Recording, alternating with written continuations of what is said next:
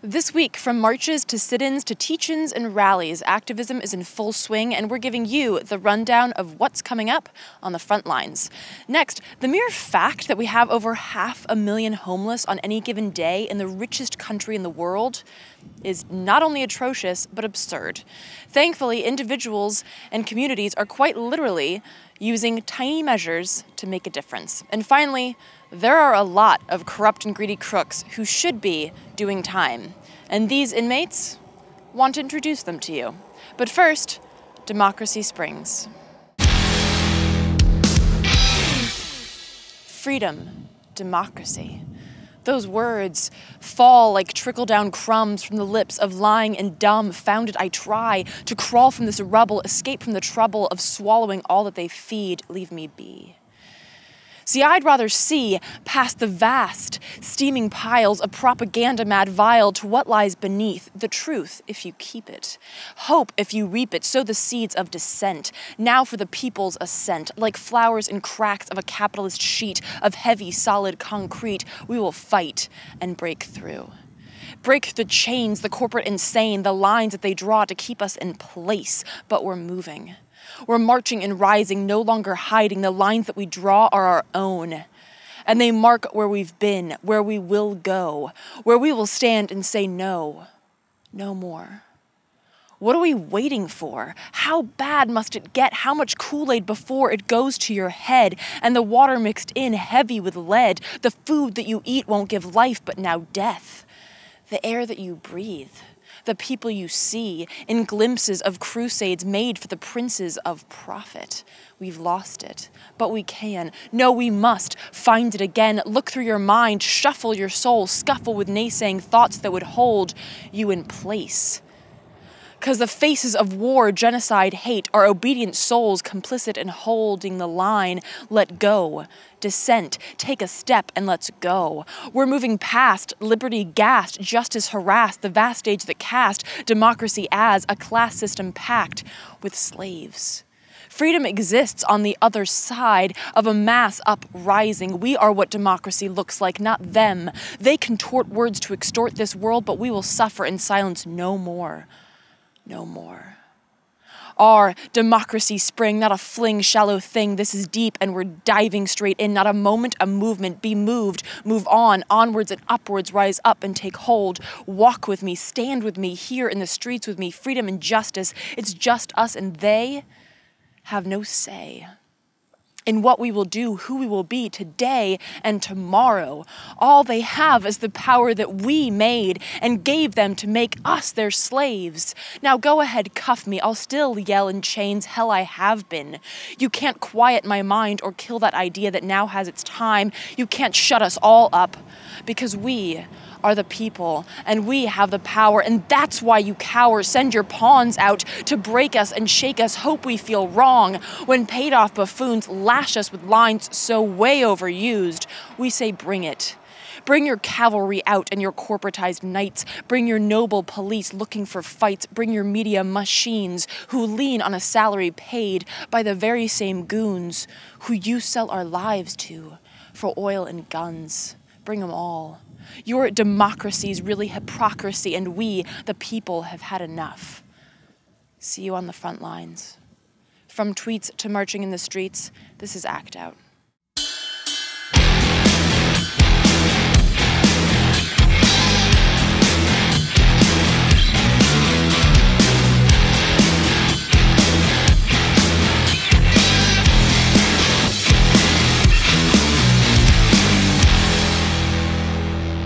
Welcome to Act Out. I'm Eleanor Goldfield, and this is your windy and gray tipping point.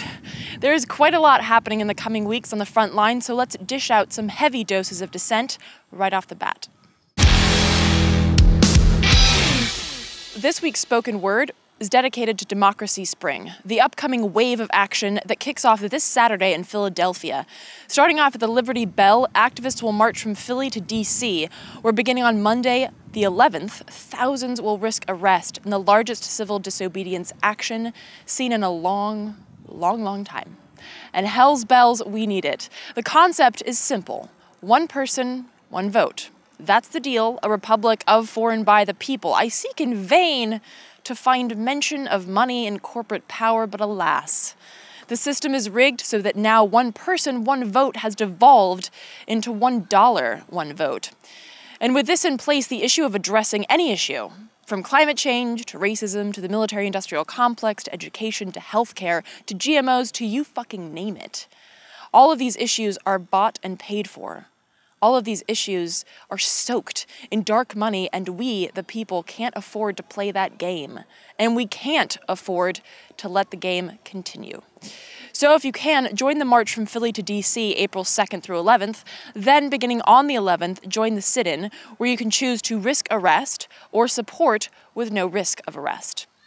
Sign up at democracyspring.org and get more information on the specific march route, times of the sit-ins, and other ways to join the fight. Now, dozens of organizations have come together to put this on, and as I said, thousands of people have already signed up to take part. And in conjunction with this, Democracy Awakening is hosting another set of events taking place April 16th through 18th, put on by many of the same organizations. See that working together thing? It's with the same idea and the focus of pulling money out of politics, but offering up a more cerebral and entertaining wing in the fight against corporate power. Democracy Awakening will feature teach-ins, speakers, panels, performances, and workshops focused on engaging through education and entertainment. You can learn more about this at democracyawakening.org, and I'll be sending you more updates and reminders as we continue into the thick of these actions. But for now, let's move on to a special report, quite literally from the streets. Homelessness. That weird anomaly that plagues the richest country in the world, and we just can't seem to solve it, no matter how many people we bomb, no matter how many countries we invade. However, as with many issues, like the local food movement, the growing problem of homelessness has prompted many individuals and community organizations to take matters into their own hands. As funding for shelters and services continues to drop off, activists are turning to small donations and a hipster-happy trend to get people off the streets: tiny houses. If you haven't heard, the tiny house movement has grown, no pun intended, significantly in the past few years for minimalists and adventurers alike, who like the simplicity, the coziness, the mobility, and the cheapness of a tiny home, as opposed to getting raked over the coals for rising urban rent or trying to buy a house with fuck tons of student debt, a low-wage job, and bad credit. Essentially, the tiny house movement is a way to live off the grid and inside the system at the same time. It is now also a way to get people off the streets, into homes, and in some cases into entire communities, where rent is paid, jobs are worked, and dignity and purpose are restored. Take Oakland, for example. The Homeless Homes Project, started by artist and construction contractor Greg Klain. The Homeless Homes Project brings together, quote, imaginative people and discarded material to make sturdy, innovative, mobile shelters for the homeless people. By sourcing our materials from illegal street dumping, commercial waste, and excess household items, we strive to diminish money's influence over the building process. And earlier this year, after the refuse of the Super Bowl was left to essentially rot in the streets of San Francisco, Greg and fellow organizers set up a tiny homes build, where in just 2 days, volunteers built 9 new homes. The cost? Some donated time, food, drinks, and muscle. Compare that to the more than $30,000 a night tab to keep a 150-person capacity shelter open, where in particular women are often subjected to violent crime, not to mention the cattle car-like conditions that only further the perception that the homeless are not citizens worthy of help, understanding, or fundamental rights. And in this case, it all stemmed from Greg's artistic curiosity, wondering, as he puts it, how can you turn different objects into a home? What makes a home? After being approached by a homeless woman asking to borrow a tarp while he was dumpster diving for supplies, he realized he could actually use his curiosity to make a change, a difference in his community. And now, he not only dumpster dives to build homes, he actually builds homes out of dumpsters, proving that the only thing standing between us and housing thousands of people is some creativity, ingenuity, and the will to actually do it, instead of just throwing blind cash around. Another example of this blend can be seen just a few hours north in Portland. Dignity Village is a self-governed community of about 60 people, housed in tiny homes built from recycled and donated materials.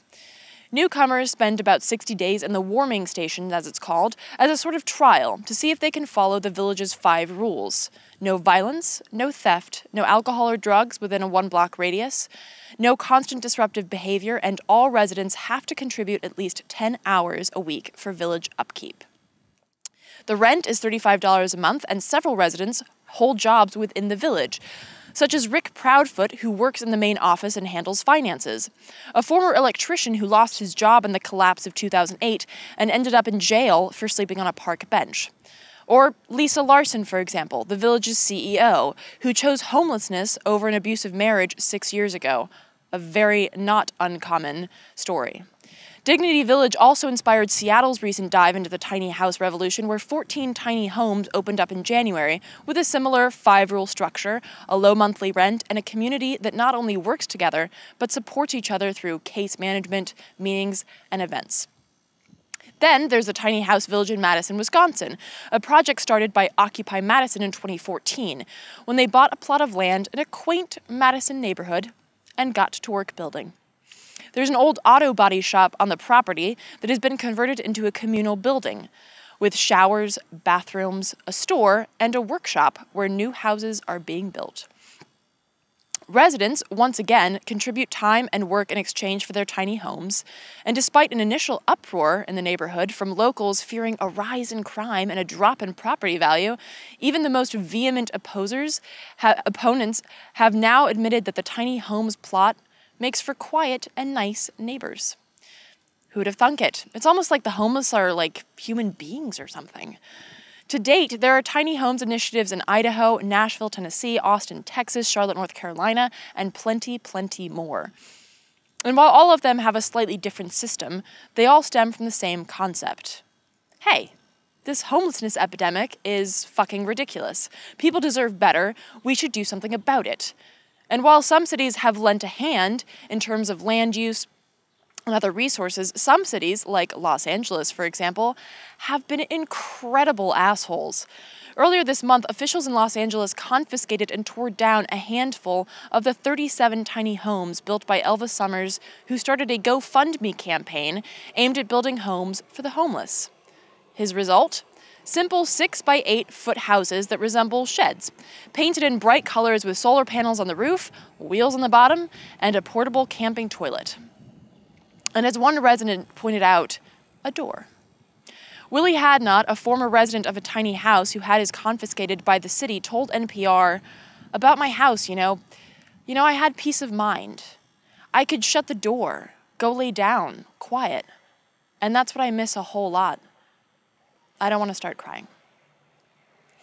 The little houses were small enough to fit in a parking space, or if that wasn't available, with the whole wheel situation on the bottom, you could move it to somewhere more convenient.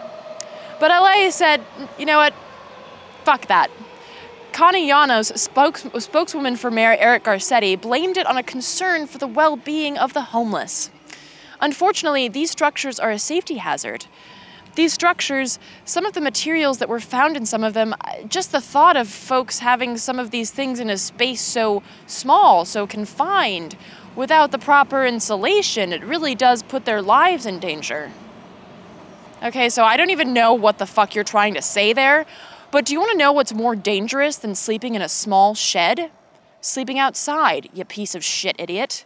With more than 44,000 homeless people in Los Angeles, you'd think that officials would love and welcome Elvis Summers' initiative to help out.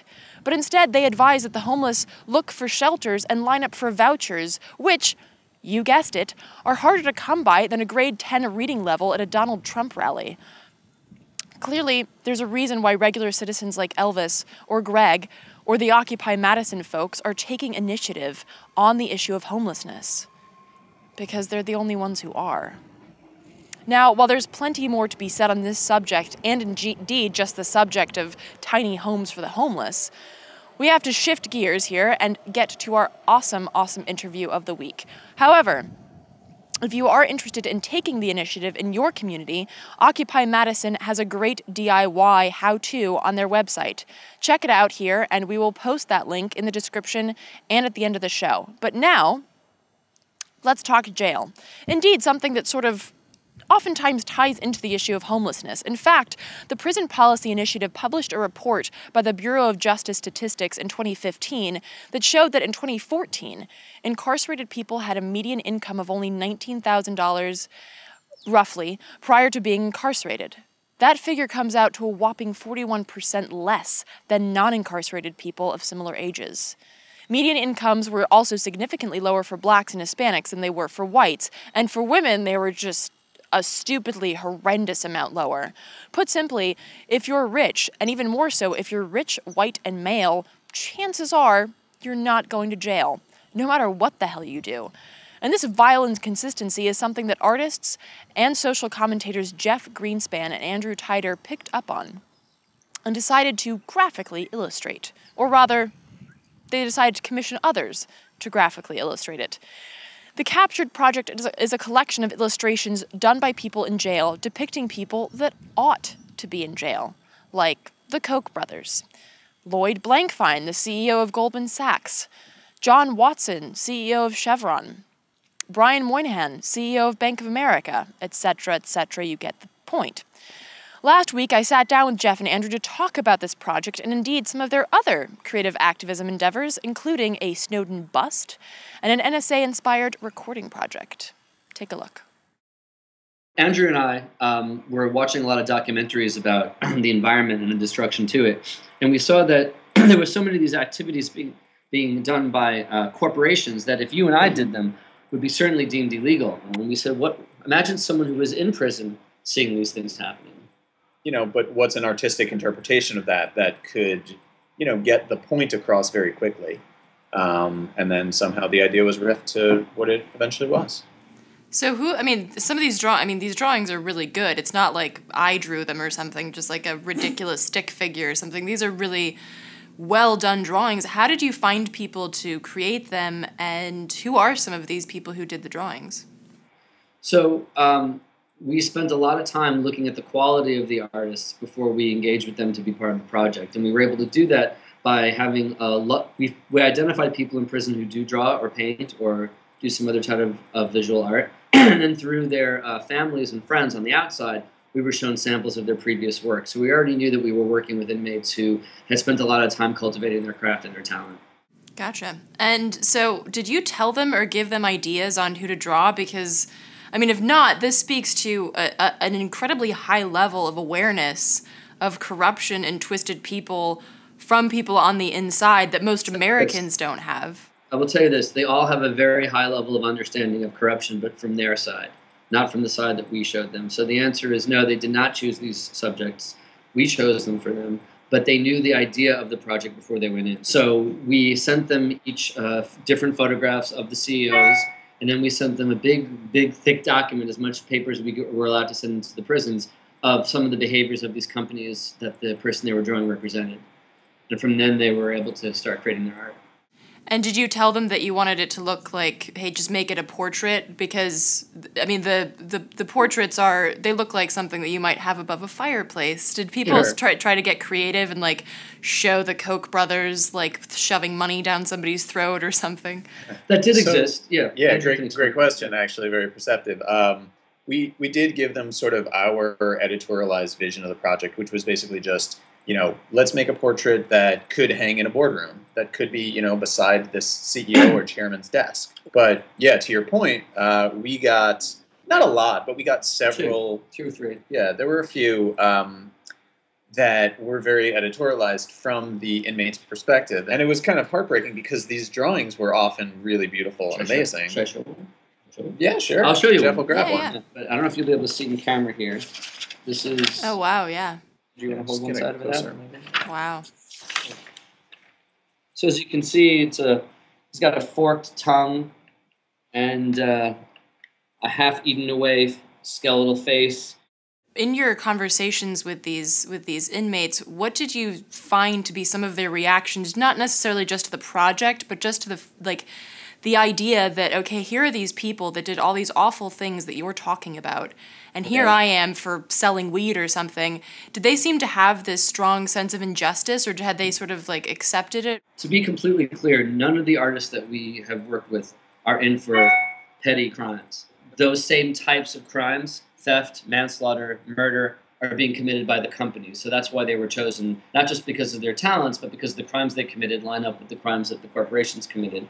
Many of them said, yes, I should not. Very few said they didn't do the crimes, and very few felt like they shouldn't be punished. They were all like, I'm serving the punishment I should be serving. But others are not. There's another injustice that takes place, and we still communicate with some of the artists, and we just got a letter the other day from one of them telling us about, he's like, are you aware of the hunger strikes that are going on in the prison? Are people talking about it? Maybe people are talking about that. I didn't know about it. And they're having a hunger strike. The level of treatment has to be so deplorable for the inmates to say, only if we die en masse or become sick en masse will people pay attention. And that's how we're treating those who are trying to pay their debt to society, while we treat those who are committing crimes exponentially larger than they have committed, being treated to boardrooms and private cars and private schools and their own private world that we all just live in. Yeah, it just forces you to, it doesn't force you, but it gives you the option to consider, how we treat our people, both sort of poles of untouchables, the people who make the rules, as well as the people who, even once they pay their debt, are still not made whole. I also think it's kind of fascinating to make this is something that I sort of started doing during this project, to compare yourself and your actions to those of some of these people. There's a very good chance that these people were raised and sort of contained by an environment where there just weren't many opportunities. And yeah, it's easy for us to say, oh, well, you pull yourself up by your bootstraps. But that's really if you have bootstraps. Yeah, those are the words of someone who has bootstraps. And so, it forced me to examine, what would I do in that situation? Would I have maybe done the exact same thing? And before I was so quick to say, oh no, but I have better morals and values, whatever, then I was forced to consider, what are the things that I'm choosing to do right now that maybe aren't so ethical? Is it okay that I have a mortgage with Wells Fargo? Is it okay that I buy Hershey's chocolate bars? So at one point, Andrew and I talked about maybe we should put drawings of ourselves in there because we're just as culpable. But then that opened us up to, well, let's put the politicians who take the lobbying money. Let's put the lobbyists. It's a chain of corruption that we're all a part of if we live on the grid. And we just think if our project can help in some way, or our projects, help people just stop and consider where they are and what is a right, what is a privilege, what do you take for granted, what do you think about on autopilot, as opposed to being discerning and analytical in what you're doing. This is not, this project is not your first foray into political art. You've also done several other projects, and I won't name them because I don't know if you want to put your... Yeah, we're out now.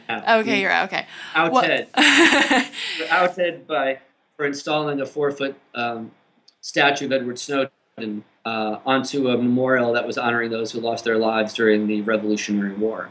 And we thought that would be an interesting way to not only have a discussion about is what Edward Snowden did heroic, but also connect it to a narrative of sacrifice that had been made many, many years before for a set of ideals that this country was founded upon. And should we not also honor someone who in the short term looks like a criminal or a traitor, who might ultimately be another one who's fighting for the same ideals? There seems to be a red thread throughout a lot of your projects that sort of poses this question, what is criminal? Talk a little bit about where do you get your inspiration for these projects, and is that your ultimate goal, to have people kind of introspectively question?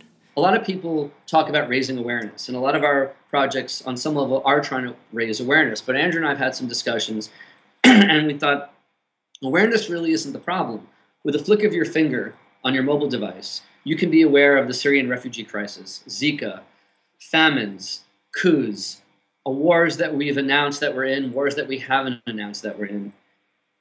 And when you're so aware all the time of so much, you kind of retreat and say, it's insurmountable, I can't do anything but be a passive viewer to this. And it becomes theater, and you become an audience member. So if we could do projects that wake you up as that finger is flicking for a moment and get you to stop and just kind of remove yourself from the low, dull, hypnotic buzz of the feed noise, then that's a success.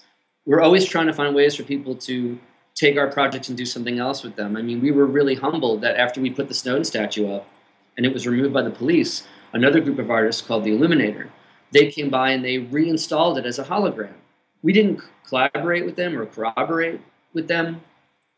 We didn't even know who they were at the time. We woke up in the morning and we saw, as we flicked our fingers through the newsfeed, that the Snowden statue had been replaced by a light version of it, a light display.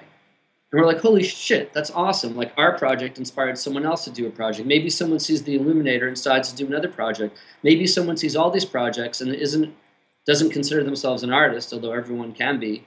And their form of expression is to call out corruption in their small little office or the donut shop they work in or something that's in their life. But when you see someone took a risk and they just did it, it can inspire you to do it.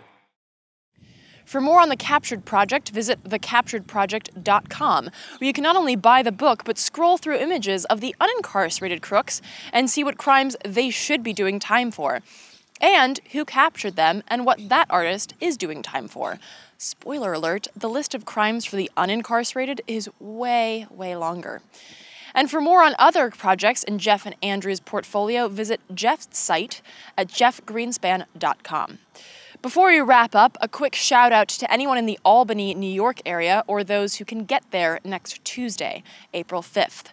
Stop the Pipeline is holding a big rally outside of the Albany offices of the Department of Environmental Conservation, demanding that the DEC protect New York State from fracking, pipelines, and FERC's oil and gas happy agenda. For more information on that event and the ongoing fight, visit stopthepipeline.org. We'll also post the link to the specific event on our Facebook page. And that, revolutionaries, is that. Thank you so much for watching this week's Dose of Dissent. Please spread and share this with all of your friends, foes, and people you don't know. As usual, check out the last slide to see all of the sites that I mentioned in this week's show. And be sure to follow us on Twitter, like us on Facebook, and subscribe on YouTube. From the windy and gray Devil's Den, good night and act out. And real quick, to keep independent, non-corporatized media like this show going, donate at Occupy.com/donate. If you'd like to donate directly to Act Out, visit Patreon.com/actout.